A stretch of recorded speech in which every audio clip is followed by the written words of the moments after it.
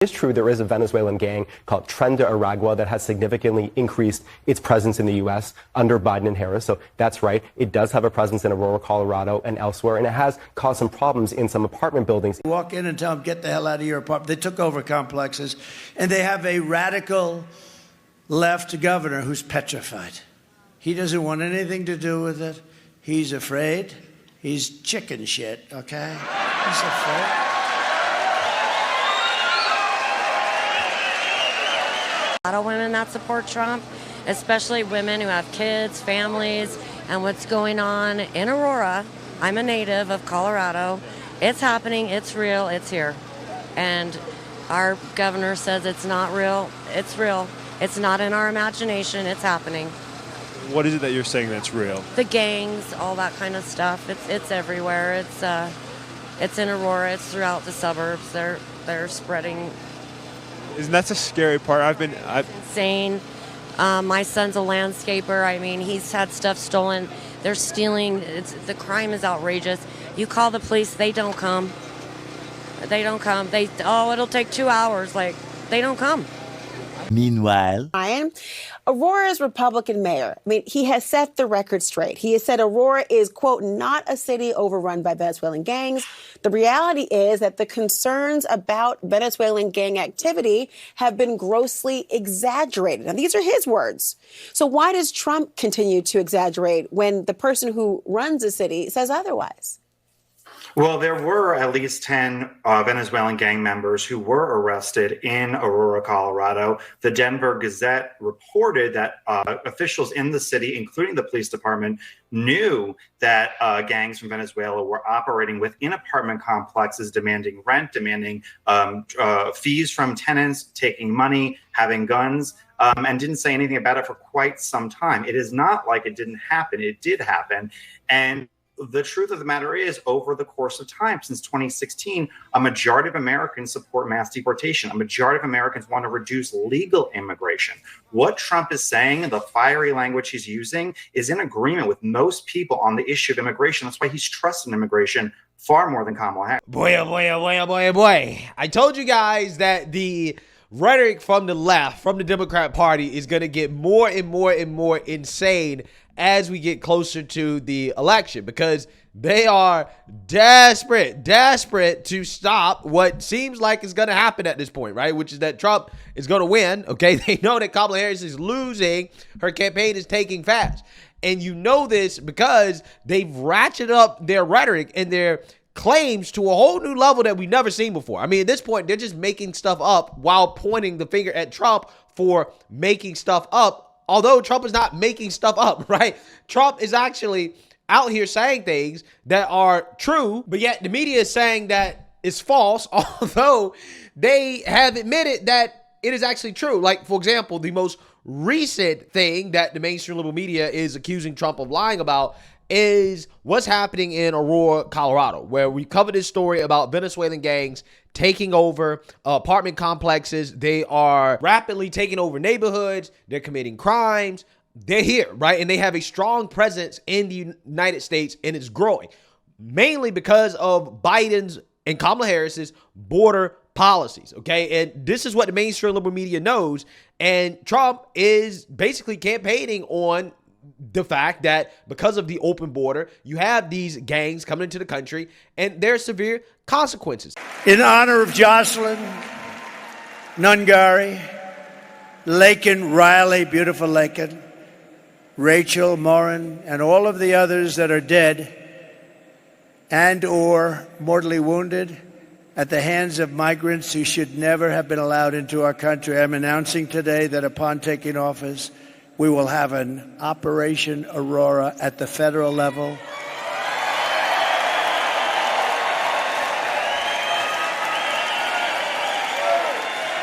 To expedite the removals of these savage gangs, and I will invoke the Alien Enemies Act of 1798. Think of that.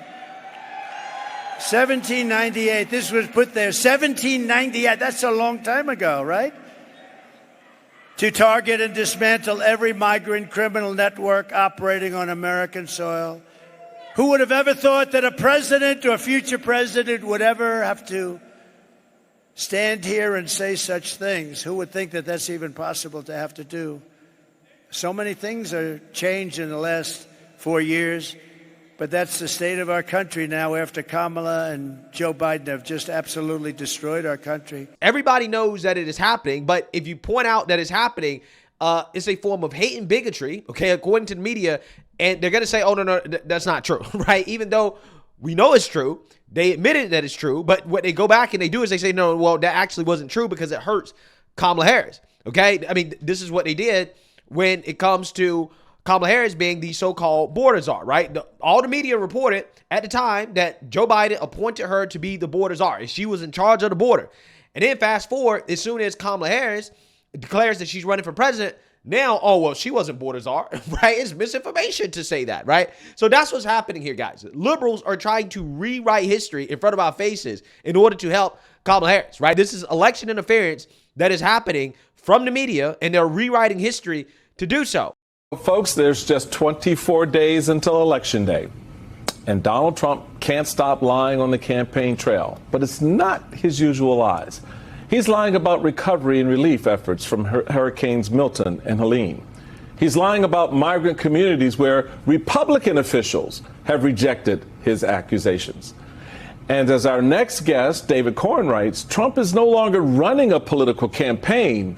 He's running a disinformation campaign. Now America is known all throughout the world as occupied America. They call it occupied. We're being occupied by a criminal force.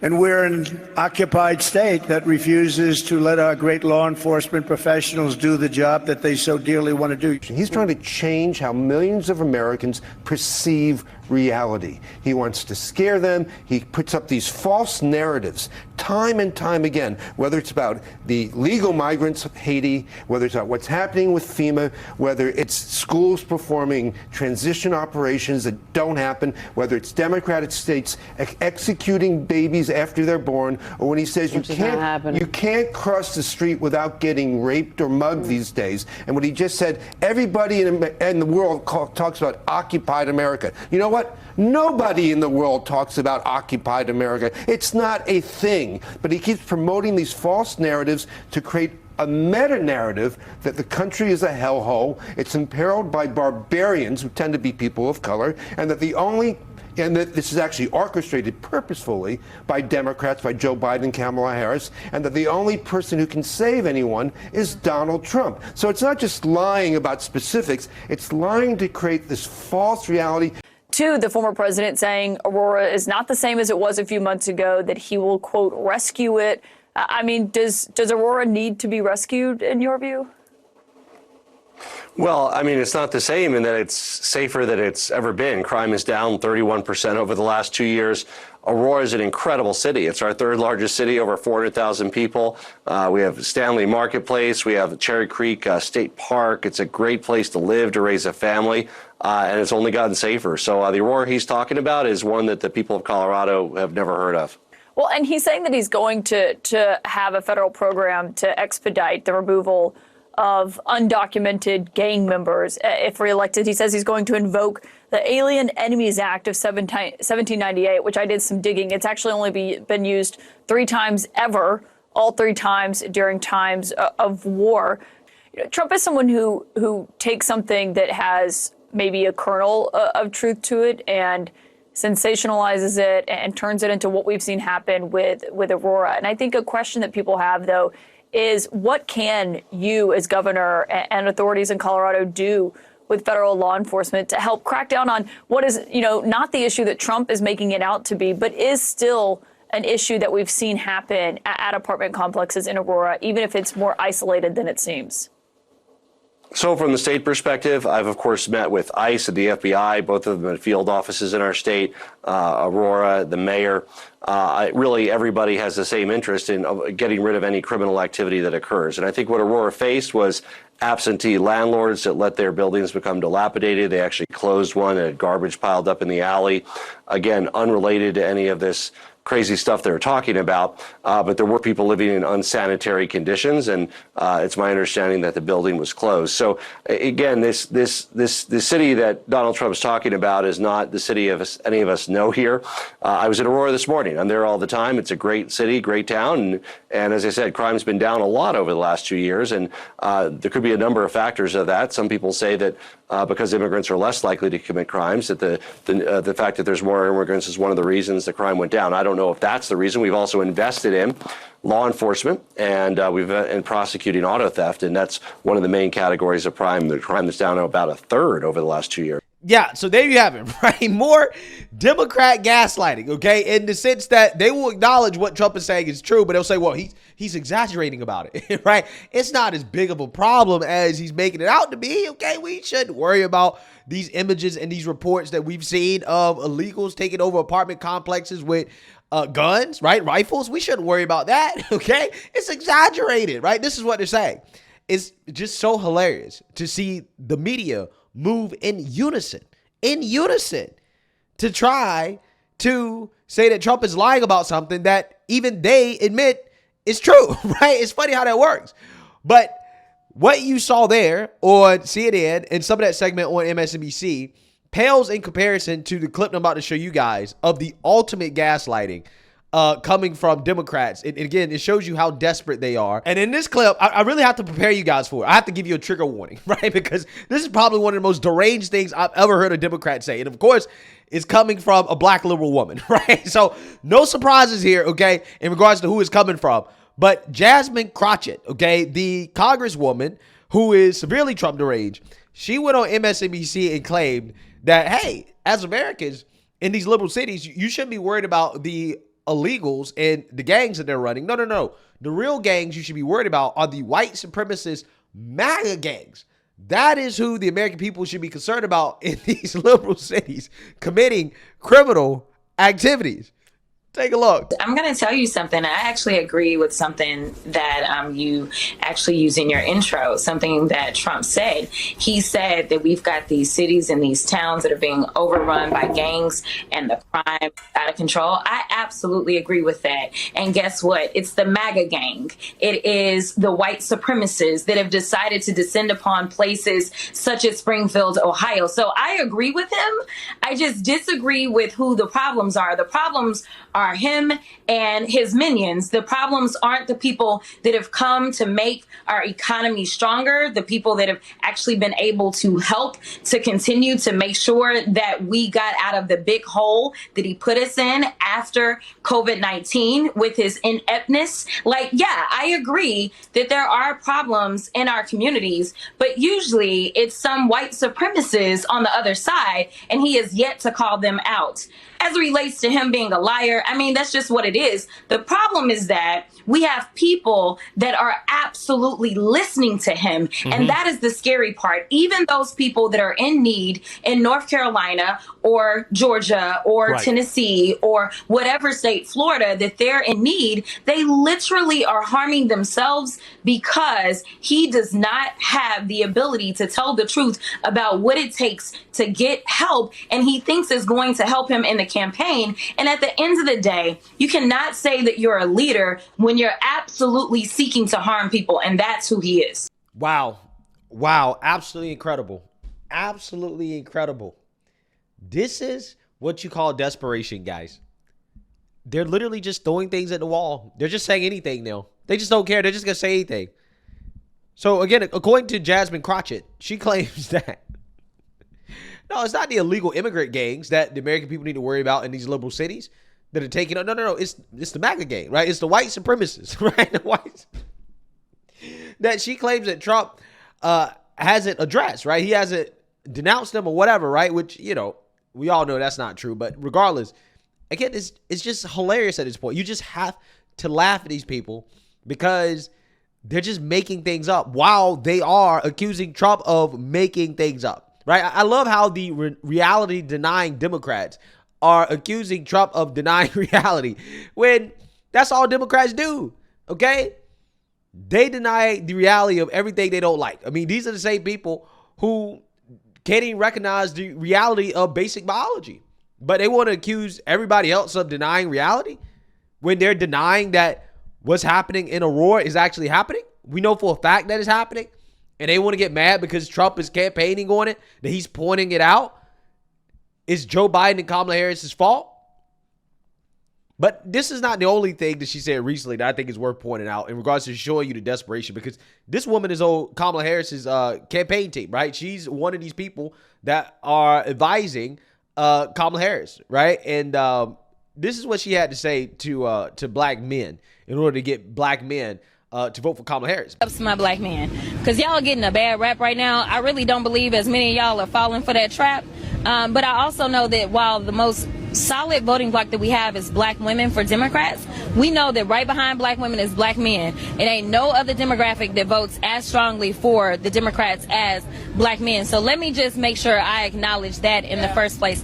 The second thing, again, when I go back to talking about this has to be about you. It's not about them. It has to be about you. And when you got a candidate that's out there talking about, you know what, I'm upset about these progressive prosecutors that have decided that they want to go after law enforcement when they kill one of y'all like a dog in the street.